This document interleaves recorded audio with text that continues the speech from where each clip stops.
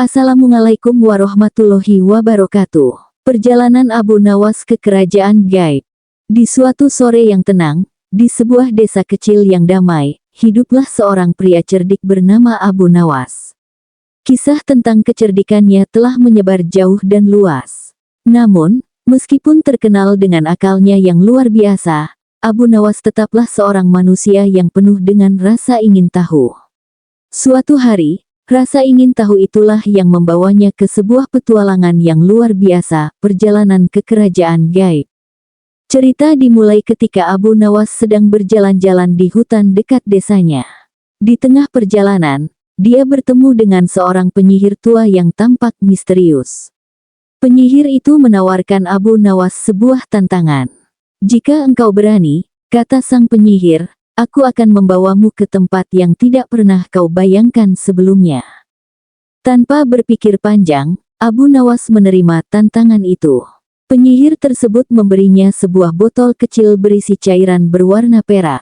"Minumlah ini saat tengah malam di bawah sinar bulan purnama," katanya. "Maka engkau akan dibawa ke Kerajaan Gaib." Abu Nawas pun menunggu malam tiba. Saat bulan purnama bersinar terang di langit, dia meminum cairan perak tersebut. Seketika, dunia di sekelilingnya berubah. Abu Nawas merasakan tubuhnya menjadi ringan, dan dalam sekejap, dia mendapati dirinya berada di sebuah tempat yang aneh dan menakjubkan. Di hadapannya terbentang sebuah kerajaan megah dengan istana-istana yang berkilauan di bawah cahaya bintang. Kerajaan Gaib adalah tempat yang penuh dengan keajaiban.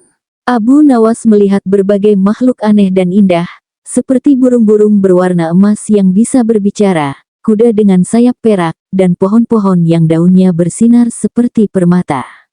Namun, meskipun terpesona oleh keindahan tempat itu, Abu Nawas tahu bahwa dia harus tetap waspada. Tidak lama kemudian, Abu Nawas dibawa ke hadapan Raja Gaib. Raja tersebut duduk di atas tahta yang terbuat dari kristal murni dan dikelilingi oleh para menteri yang tampak bijaksana. Sang raja menyambut Abu Nawas dengan senyuman hangat. "Selamat datang di Kerajaan Gaib, Abu Nawas," kata sang raja. "Aku telah mendengar banyak tentang kecerdikanmu. Oleh karena itu, aku ingin menantangmu dengan 3 teka-teki. Jika kau berhasil menjawabnya, kau akan diizinkan pulang dengan selamat dan membawa sebuah hadiah dari kerajaanku. Namun, jika kau gagal, kau akan tinggal di sini selamanya." Raja Gaib mengajukan teka-teki pertama. "Aku adalah sesuatu yang selalu ada di depanmu tetapi tidak pernah bisa kau lihat. Apa aku?" Abu Nawas berpikir sejenak sebelum menjawab, Waktu selalu berjalan di depan kita, tetapi kita tidak bisa melihatnya." Sang raja tersenyum dan mengangguk, menunjukkan bahwa jawaban Abu Nawas benar. Teka-teki kedua pun diajukan. "Aku adalah sesuatu yang bisa diisi tanpa ada yang keluar, tetapi jika diisi penuh, aku akan runtuh. Apa aku?" Kali ini, Abu Nawas memikirkan jawabannya dengan cermat. Setelah beberapa saat, dia berkata, "Bayangan. Bayangan bisa diperbesar atau diperkecil tanpa mengeluarkan apapun, tetapi jika dipenuhi cahaya, ia akan menghilang." Sang raja sekali lagi tersenyum dan mengangguk. Teka-teki terakhir diajukan oleh sang raja. "Aku adalah sesuatu yang lebih besar dari alam semesta, lebih berat dari gunung, tetapi lebih ringan dari bulu. Apa aku?" Abu Nawas merenung lebih lama untuk yang satu ini. Akhirnya, dengan senyuman di wajahnya, dia berkata, "Pikiran. Pikiran kita bisa melampaui batas alam semesta, mengandung beban berat dari masalah, tetapi juga bisa ringan seperti angan-angan." Sang raja tertawa bahagia. "Engkau benar, Abu Nawas. Engkau telah berhasil menjawab semua teka-tekiku." Sebagai hadiah, Raja Gaib memberi Abu Nawas sebuah batu permata yang bisa mengabulkan satu permintaan. Abu Nawas berterima kasih dan bersiap untuk pulang. Dengan bantuan sang penyihir, dia kembali ke dunia nyata tepat saat fajar menyingsing. Ketika Abu Nawas kembali ke desanya, dia membawa serta cerita menakjubkan tentang Kerajaan Gaib. Batu permata itu dia simpan dengan baik, berjanji hanya akan menggunakannya saat benar-benar dibutuhkan. Petualangan Abu Nawas ke kerajaan gaib menjadi salah satu kisah yang paling sering diceritakan oleh penduduk desa. Mereka terpesona oleh keberanian dan kecerdikan Abu Nawas, serta keindahan dan misteri dari kerajaan gaib. Dan begitulah, kisah Abu Nawas menjadi legenda yang akan terus dikenang sepanjang masa. Abu Nawas memutuskan untuk pulang ke desanya. Perjalanan pulang ini tidaklah biasa karena banyak hal menarik dan penuh hikmah terjadi sepanjang jalan.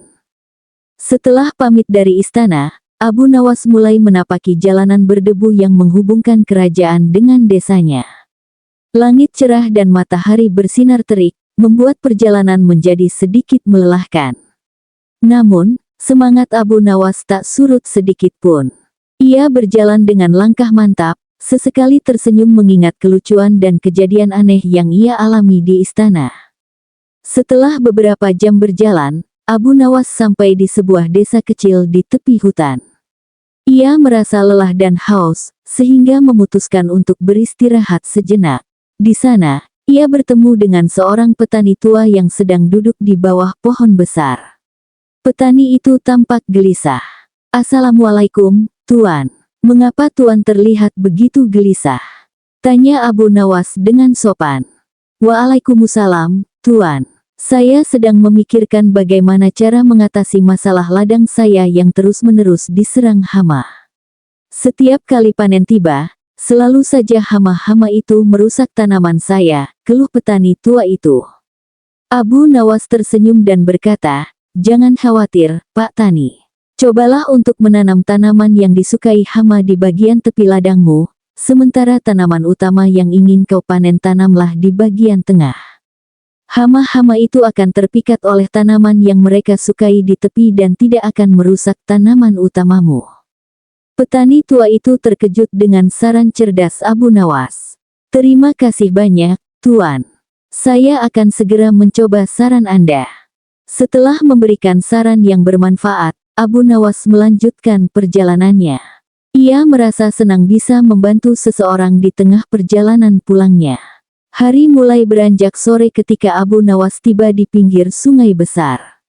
Di sana, ia melihat sekelompok orang sedang kebingungan karena jembatan yang biasanya digunakan untuk menyeberang sungai rusak parah akibat banjir. "Bagaimana kita bisa menyeberang?" tanya salah seorang dari mereka dengan putus asa. Abu Nawas, dengan kecerdasannya, segera mencari solusi. Ia melihat ada beberapa pohon besar di sekitar sungai. "Mari kita buat rakit dari batang-batang pohon ini dan gunakan untuk menyeberang," usulnya. Orang-orang pun setuju dan bersama-sama mereka memotong beberapa batang pohon besar, lalu mengikatnya menjadi rakit. Abu Nawas memimpin mereka untuk menyeberangi sungai dengan selamat. Semua orang berterima kasih padanya atas ide cemerlang itu. Setelah menyeberangi sungai, Abu Nawas melanjutkan perjalanannya hingga malam tiba. Ia akhirnya sampai di desanya yang damai dan tenang. Warga desa menyambutnya dengan sukacita, terutama anak-anak yang sangat merindukan cerita-cerita lucu dan penuh hikmah dari Abu Nawas. Di malam itu, Abu Nawas berkumpul dengan warga desa di balai desa. Ia menceritakan pengalamannya selama di perjalanan, bagaimana ia membantu petani tua dan orang-orang yang kesulitan menyeberangi sungai.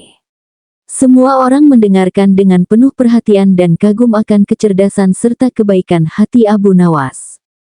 Setiap perjalanan, seberat atau sepanjang apapun, selalu ada pelajaran dan hikmah yang bisa kita petik, kata Abu Nawas menutup ceritanya. Yang penting adalah bagaimana kita bisa membantu sesama dan menggunakan kecerdasan kita untuk kebaikan.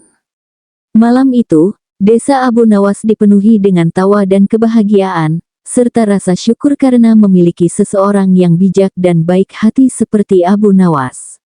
Dan begitulah, Abu Nawas pulang dari kerajaan dengan membawa banyak cerita dan hikmah yang terus dikenang oleh warga desanya. Wassalamualaikum warahmatullahi wabarakatuh.